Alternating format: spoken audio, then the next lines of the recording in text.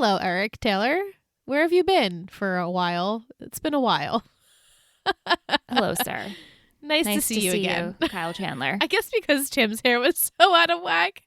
That coach with the backwards hat, I was like, boing. You're just I was searching for the thirst. Exactly. Welcome to Talkin' Texas Forever, a Friday Night Lights fan cast. I'm Michelle, your seasoned viewer. And I'm Liz, a newbie. Each week, we chat about a new episode, spoiler-free, and gush over this hit TV series. Oh, third time's a charm, Michelle. Third time's a charm. Here we go. We're back. We're discussing Season 3, Episode 9 of Friday Night Lights, Game of the Week. Original air date, December 3rd, 2008. Written by David Hudgens and directed by Michael Waxman. Summary for this episode: Lila is annoyed when Tim puts off a college recruiter. Tyra is put off by Cash's actions when they go out on the road together. Tammy is hesitant to celebrate her birthday. Now, before we had technical issues, Liz, you were talking about how much you didn't like Tim's hair in this episode. Can you please say that again? It's not my favorite look on him. It's not the messy, sweaty, dirty look. It's a more polished long hair. Not really my thing. I'm not really into it. And it's also very middle part. I don't know. I was noticing a hair in the week before, even though I know you told me that this is a few weeks later in real life. So I guess he had some time to grow it out again. Just wasn't my favorite look. I like it a little, I'm not even into long hair to begin with. So that the fact that I like Tim Riggins with long hair is, the long hair does else. it for us with him only, though, because we both don't like long hair. And I think if he had short hair, it would totally change his persona. For sure. Yeah, it wouldn't be Tim Riggins. It wouldn't be Tim Riggins. Well, this episode opens. Tim gets home after his stay in New York to discover his truck has been destroyed. It seems that Billy and Mindy have broken up and Billy is upset. He's hungover and he's the one that destroyed the truck. So he drove it into something? That's what it seems. Yeah. Maybe he was drunk and harsh. Yeah, I'm thinking so. Not good. At school after practice, Tim gets approached by a recruiter named Scotty Sims.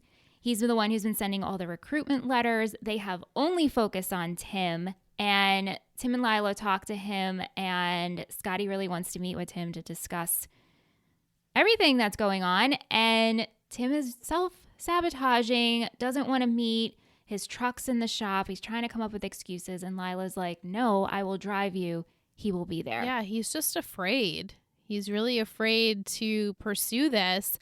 And Lila is just like, what is wrong with you, dude? I am really trying here. I know. But it's also, this is Tim Riggins. I've said this every time we have this conversation with Lila and Tim. She knows who Tim Riggins is. She wants him to be better. He might not ever live up to the Lila Garrity potential. So she either has to throw in the towel and just let Tim be Tim, or break up. Be friends. Well, we kind of see that because Lila goes to pick up Tim and Tim is drinking. He's trying to be there for his brother, and Lila's like, "What are you doing? You have a meeting in 15 minutes, and also Billy, you knew this was happening, and we know that Billy wants the best for Tim, but Billy's not in the right mindset." So Tim assures Lila, I'm not drunk, I'm fine. And Lila and him drive off to this meeting, and Lila's trying to prep him in the car. And Tim says, this is a waste of time. This isn't a job interview, so we're just going to talk about football. And Lila ends up kicking him out because Tim's being really disrespectful. And I'm glad she did. Me too. I was really team Lila in this episode. This week and next week, Lila shines. I'm so happy. This is what I've always wanted for her. I know. She's really good. So Lila ends up running into Mindy. Oh my God, I love this so much.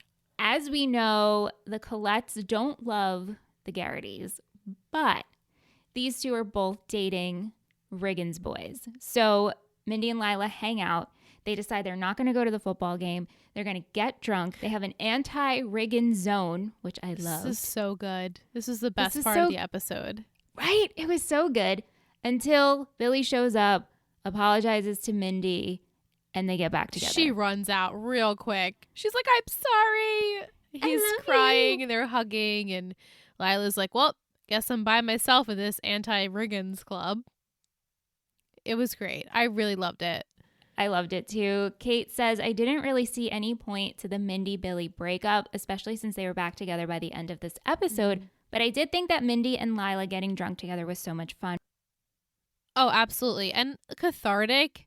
And two people who claim to not like each other. And Mindy was the one to approach her like, hey, you want to hang out? Which I was like, oh, wait, this is going to be hysterical. And Mindy even, like, Stacey even looked different in this episode.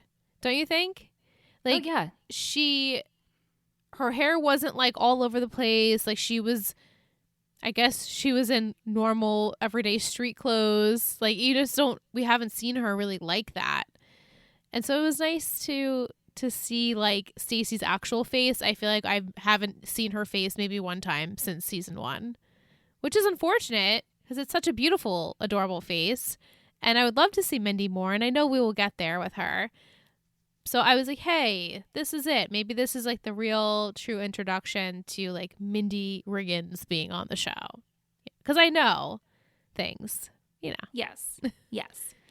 I agree though, Kate. I think this was just to see these two bond and for Billy to kind of sabotage Tim, kind of. I mean, he doesn't really, but to show that as much as Billy wants so much for Tim, he's still extremely selfish. Oh, yeah. And childish. Like he's not as responsible as he thinks he is. Like, exactly. Even though he's Tim's guardian and older brother, he does not act like it most of the time. Right. Exactly. And Tim had to be the parent to him in this episode. Yeah, I hate that. I know. Anyway, next morning, a hungover Lila, is greeted by Tim to tell her that he got into college. The night before, Scotty presented that Tim is his number one priority and that there's paperwork to sign out, but pretty much he got in. And this is a really cute scene because Tim is so damn charming. I was just going to say that. I wrote in my notes, damn you, Tim Riggins, why are you so charming? Because you could be so mad at this motherfucker. And he is like, I don't even know what he said. He was like counting down 5 reasons, something. And I was like, damn you. This is so cute. It's so cute. And he says, I'm in because of you. Right. Which is so true because if she didn't push him a little bit, he wouldn't have gone for the opportunity the second time around. He's lucky he got that opportunity again because not many people do. Once you don't show up for an interview, they're like, goodbye, on to the next person. But I mean, this recruiter, what is he, a recruiter for college, I guess? Yeah. So he really just had his eyes on Tim Riggins, which you can tell, like, Tim is a really good football player. Like, in the beginning of the show, you don't realize that as much because you're just, like, focusing on, like, the dumbass things that he would do. But he really is a good football player. Like, he's the one who gets them to that touchdown more times than the other people. So, especially in this episode, Tim saves the game. And especially in this episode, yeah. Yeah. Tyra, she, as we know, left to go off with Cash to live a rodeo lifestyle. And at first it seems kind of sweet. We see Cash in the community, knows the vendors at this rodeo. The girls are hooking up Tyra with hats and boots. And she's like, oh, Cash is such a great guy. And we see Cash with the kids. And we're like, all turns right. real quick, though. No, real quick. So much so when Tyra's getting fitted for her hats and her boots, we see Cash talking to these group of guys and we know it's shady business. So Cash ends up coming in second at the rodeo, which is super bad for him. He yells at Tyra saying second place is first loser. Well. Yeah. And he's super pissed and Tyra doesn't understand, like, what's the big deal? And he says, this isn't high school. This is real world. Like, I owe money. And back at school, The only people who seem to notice that she's missing are the girls on like the social circle. They're trying to plan the winter dance. So they question Landry, like, hey, have you spoken to Tyra?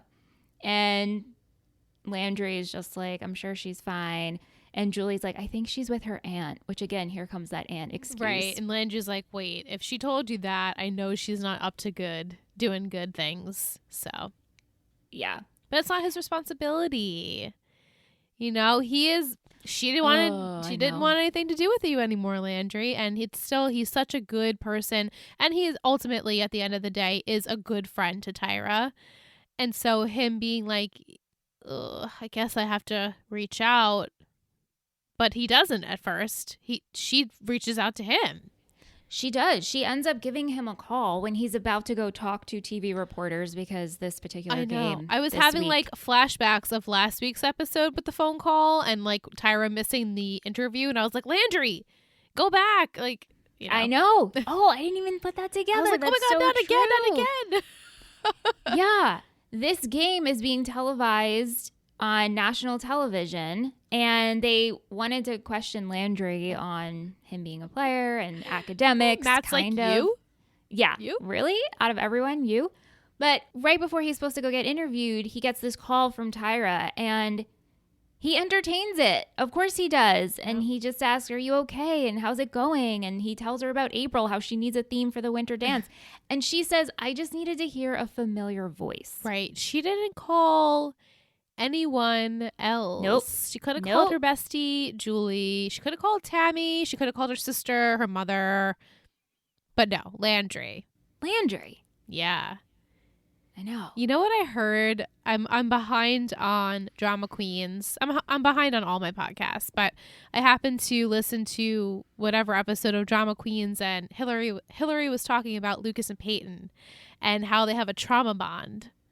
And I was like, oh, that is Landry, and Tyra was the trauma bond.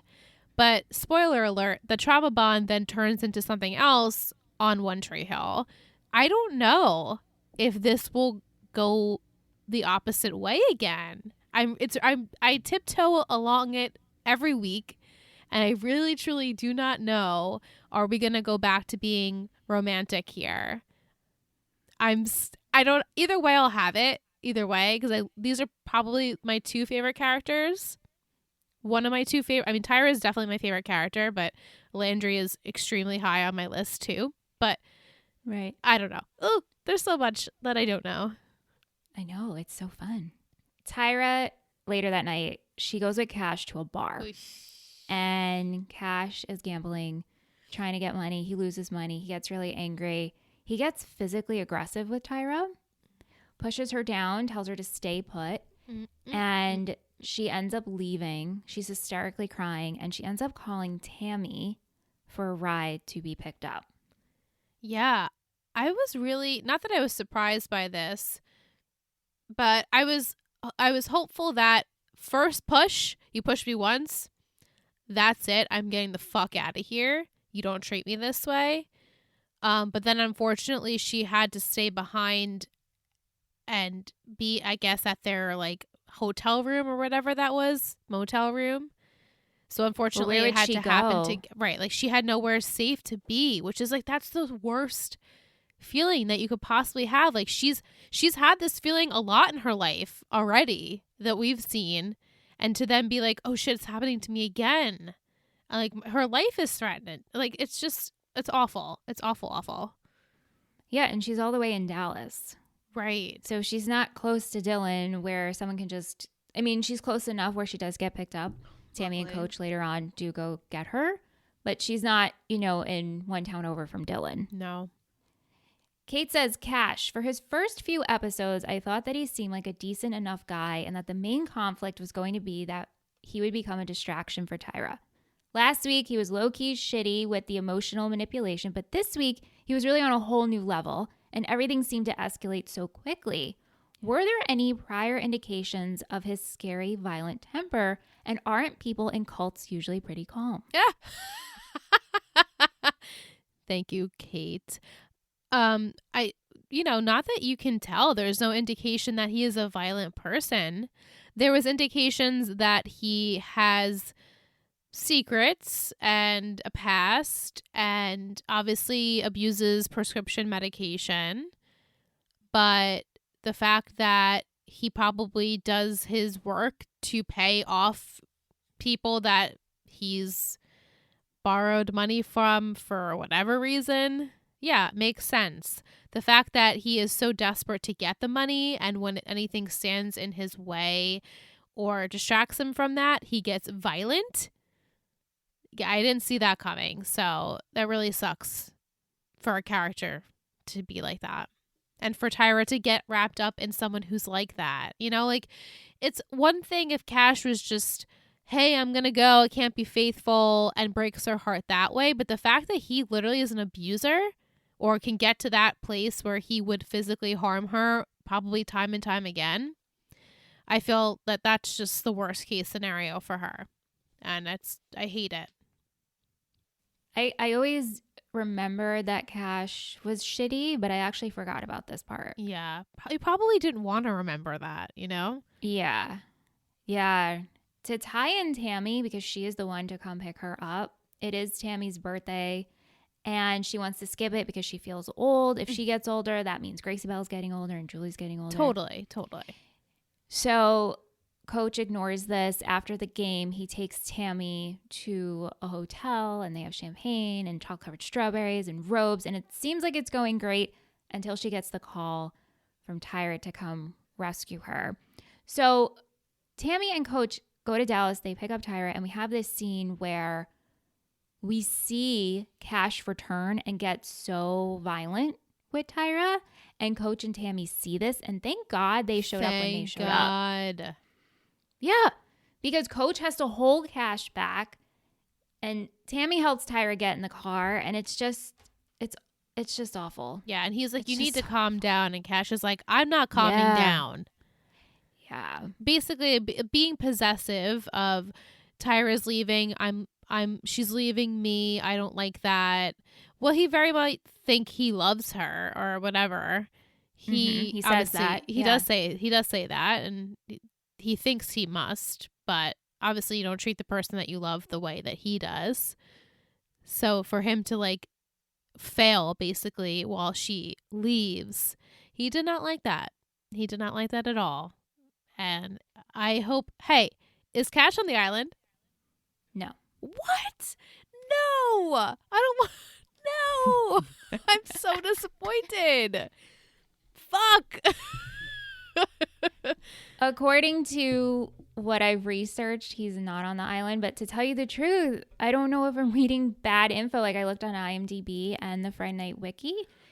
I don't remember. I really don't. And I'm not going to watch all the way ahead to the episode they say so he appears. It could be a possibility. I won't hold it against you. But as per the internet search, he is not on the island.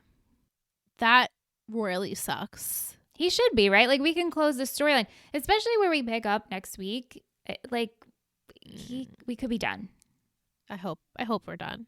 It could be done. Didn't you like Coach in a backwards cap though in the first scene? I was like, "Hello, Eric Taylor. Where have you been for a while? It's been a while." Hello, sir. Nice to see you. Nice to Kyle see you Chandler. again. I guess because Tim's hair was so out of whack, that Coach with the backwards hat, I was like, boing. You're just searching for I was for searching new for eye the candy. thirst. Exactly. Yeah. Mike wants to know, were you surprised Tyra called Tammy to pick her up and not Lance?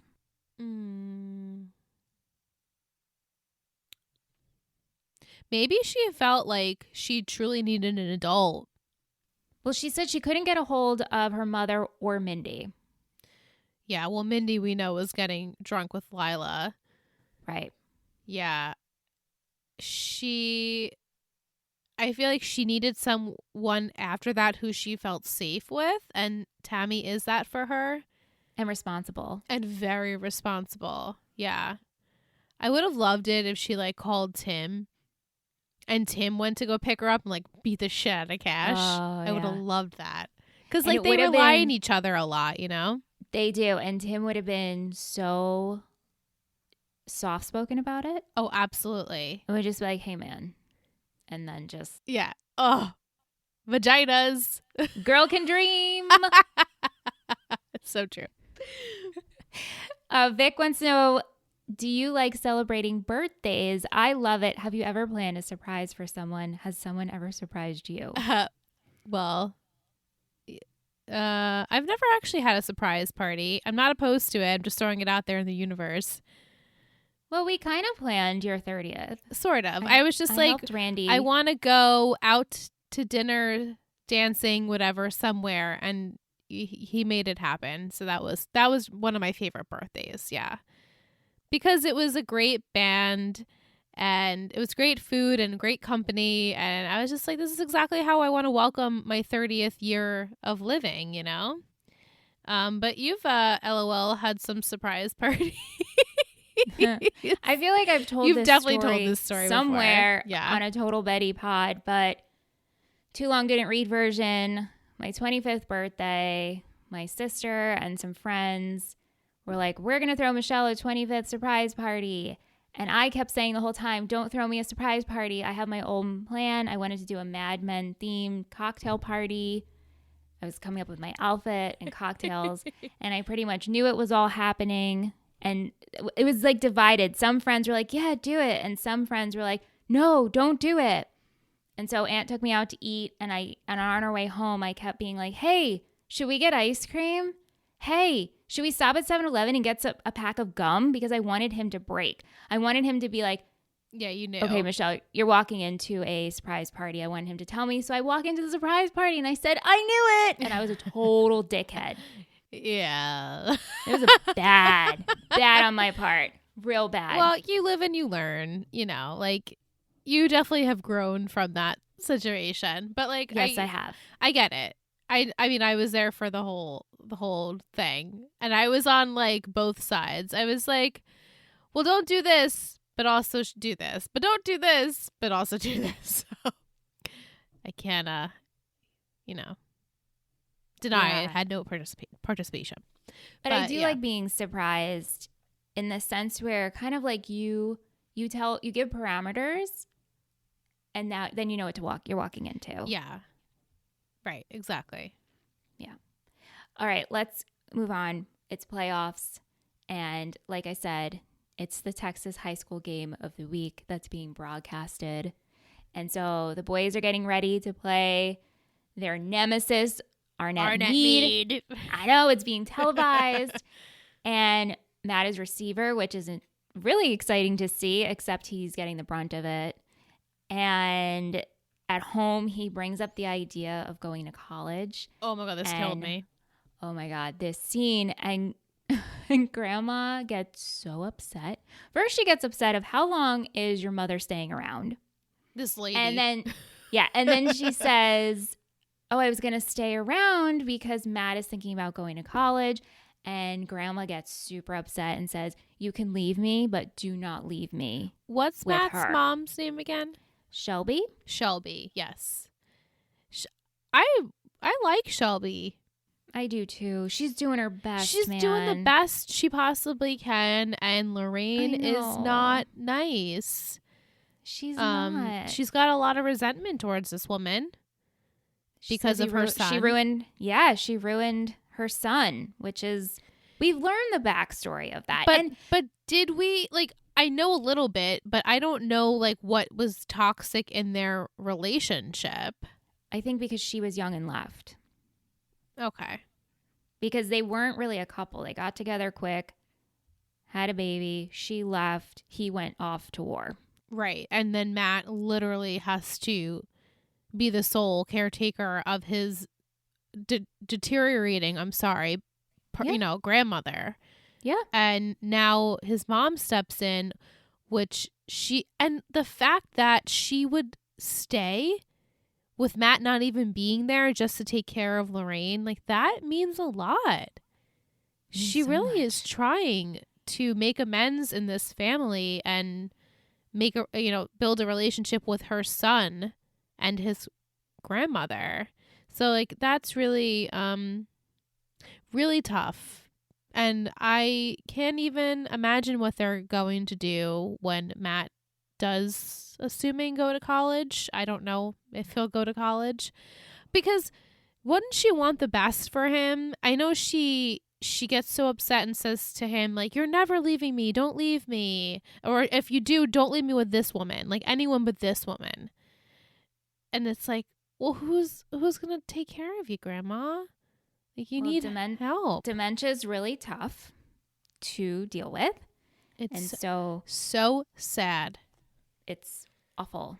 It's really hard because you become very much in fear-based of what affects you, and you can't rationalize of what would be best for others. Yeah, absolutely.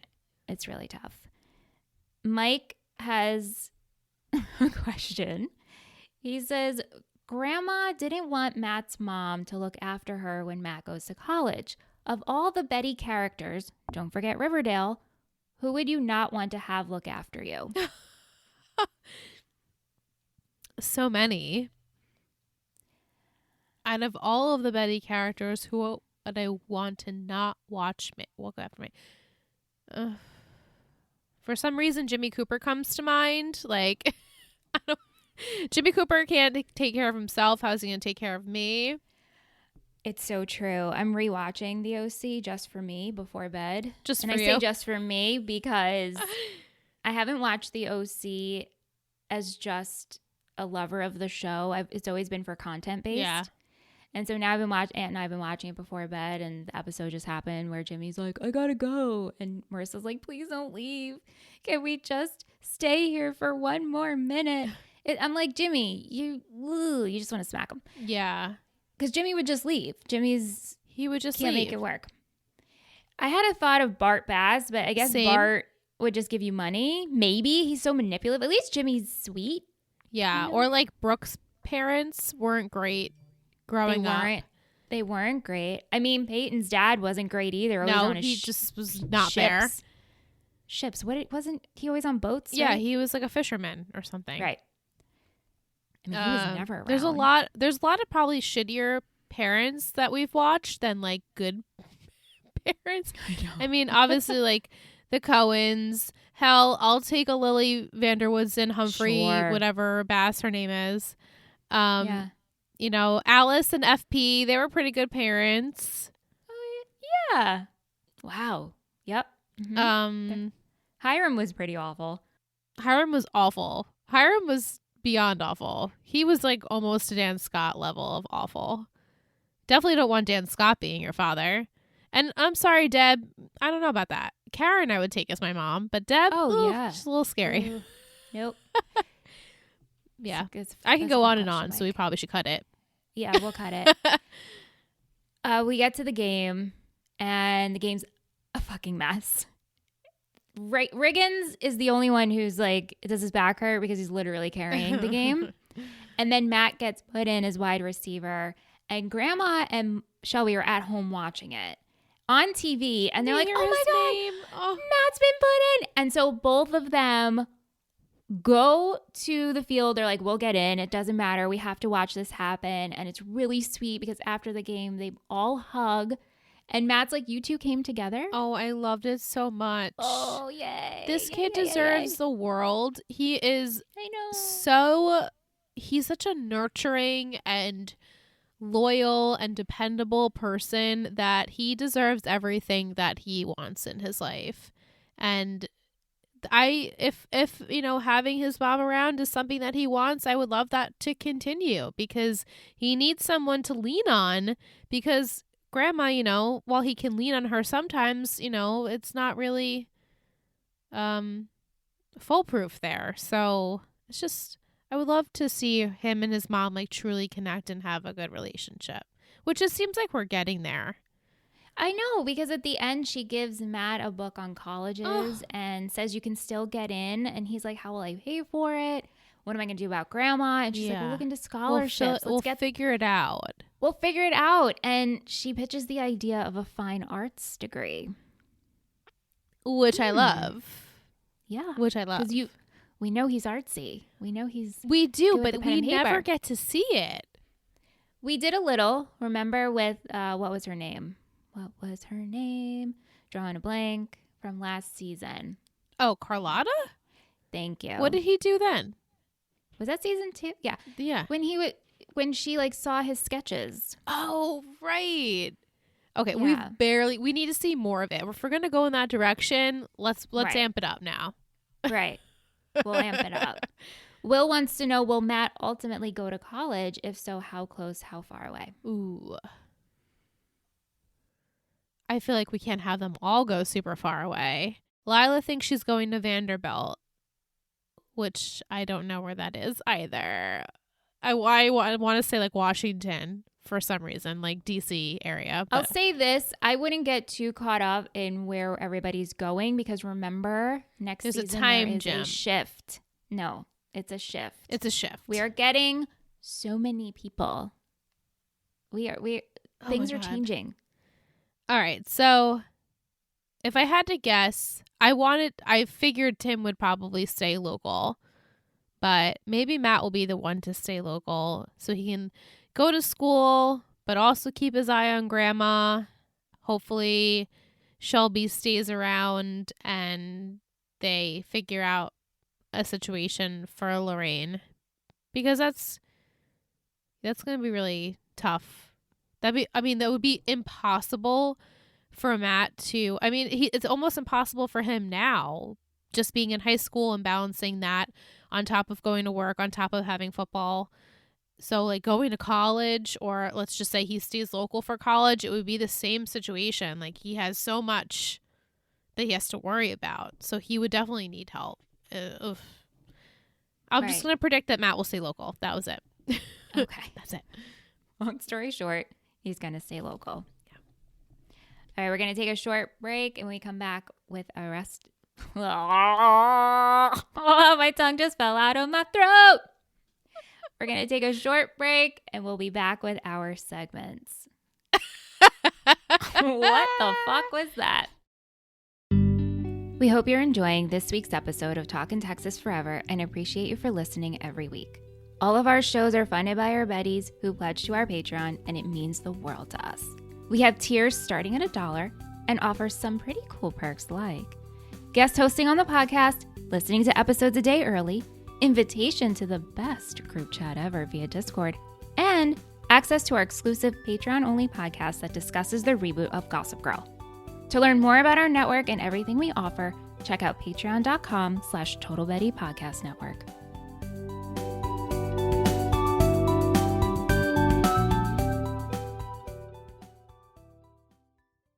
Welcome back from break. Let's go into our favorite quote. Liz, what do you have? I was going to name my firstborn after you. I was going to name it Timmy, even if it was a girl. Billy.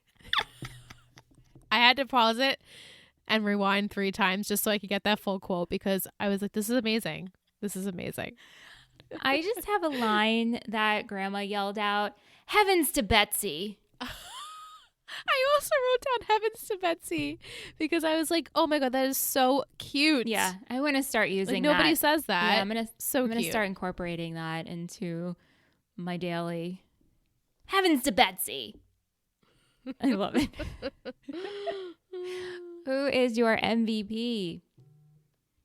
I chose Lila. I also chose Lila. I figured you would. It was, as we said before, I felt her in my soul in this week's episode. She was just trying to make fetch happen, and it was not going to happen. And he needed to go and do it himself. And luckily, with her advice, Tim does make I shouldn't say it's the right decision. Make a decision for himself for once. He never does. So I'm proud of Lila for being like, if you don't take this seriously, I don't want you to be in my vehicle. Even though it wasn't his, like I toyed back and forth with that because that might be Lila's dream for him, but it might not be Tim's dream. So I thought at first I was like, well, she's a little harsh because she knows who Tim is. She knows he's going to goof his way through it. But then when she was like, put her foot down, she's like, no, get out of my car. And I'm not going to come circle around and pick you up. Like, she left his ass there. So I was proud of that. And we know Tim wants it, you know? Yeah. Because he was so happy that he got in. And he was happy to share that with Lila. But it's not like he did it for Lila. He did it with Lila's push. But ultimately, it's like, oh my God, someone actually really believes in me to the point where I'm accepted. I think also like Jason and Billy, them being like, hey, you're good. You're going to get into college. Like, you're going to get a scholarship. And Jason helping him make his reel. And Billy just like so much wants this for Tim that Tim's like, I want this for myself too. And it finally just we need to just push him just a little bit more. Just a little bit. But he's going to college. He's going. We had votes for Matt, Tammy, and Eric. All right. All solid choices. We have all the same votes for shittiest over here. Who'd you choose? Cash. Yeah. I mean, there's a no-brainer. Absolutely. No-brainer. Yeah. No-brainer. Coach's Corner. What was your favorite moment?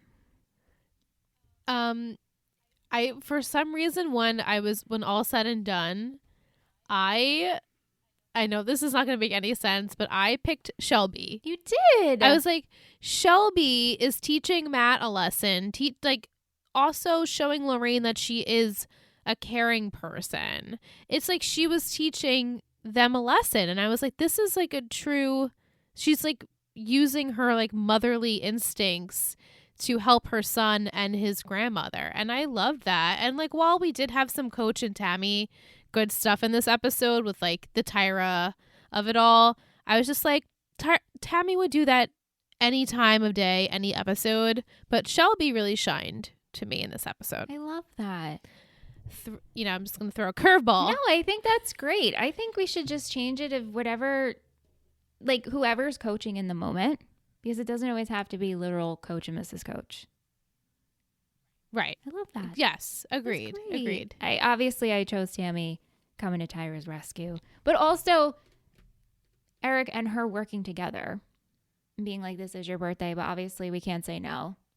You can drink champagne in the car. That's so funny. She like brought the champagne with her, just drinking it on the side. So good. I love it. So good. All right. So unfortunately, we don't have a review this week. We have no Panther of the week, but so sad. If you'd like to be our Panther of the week, please consider rating us 5 stars and reviewing us on Apple Podcasts. If you do listen over there, we would greatly appreciate it, as you hear us say this every week. And to let us know that you are listening, I was thinking of a TV emoji this week. What were you thinking? A TV? Because it's being broadcasted on TV. The game. Okay, let's do that. Yeah. So what we mean by that is we match every episode. Well, we pair every episode with an emoji. And that way we know you're listening. So you could drop that emoji in an Apple Podcast review. You can DM us on Instagram at Total Betty Podcast Network. You could email us at talkintexasforever@gmail.com. Just to... we know what you're listening, and we get them from people, and I love seeing the little emoji come through, and I'm like, okay, this is where they're at. They're catching up. Yeah. I'm enjoying. Sometimes, we get it like multiple times Yeah. because if they're listening to We Are Liars that week, and it's just nice to like open a message and just know that you guys are listening, because we know that you are. Like, we could see it. We see it. We see numbers. We know that you're here. It's just we'd like to put a name to a listen, or a screen name to a listen. A screen I guess. name. Screen a name. handle. A handle. There you go. A handle. I will never call it a handle. I'm always just like, my Instagram screen name is My AOL Instant Messenger. my AOL. Like the dumb, weird messages that you can put up in your Instagram. You know, at the top of Instagram now.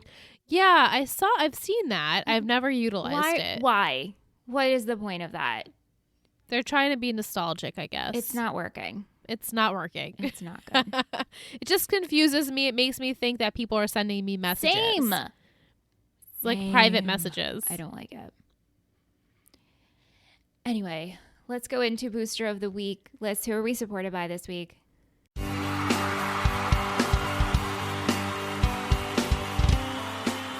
Booster of the Week. You're a total booster.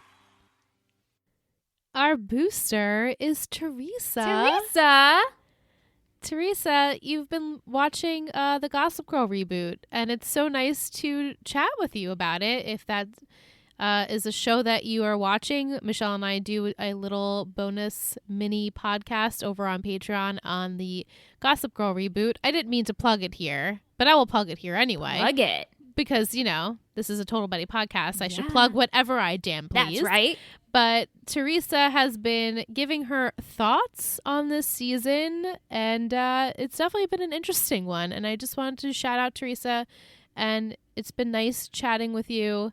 And I love that you're participating in the Discord with Gossip Girl. So, and you always participate, but it's just nice to hear from you and hear your thoughts and opinions. So just wanted to shout you out and say thank you. Thanks, Teresa. Okay, Liz, are you ready for the title for next week? Yes. Okay, episode 10. We're in the double digits. Oh my God, we only have 3 weeks left. I know. That went so quick. So quick. Okay, the title for next week, episode 10, is The Giving Tree. And the quote is, "It's like you're her prostitute, but you don't get paid or laid. Devin." Oh. So while you think, Devin. Mike included some thoughts and questions, and I figured this would be a good part for you to answer them. So do you think the Panthers will win state?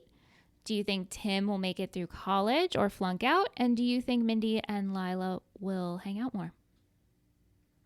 I think I would love to see Mindy, Tyra, and Lila all,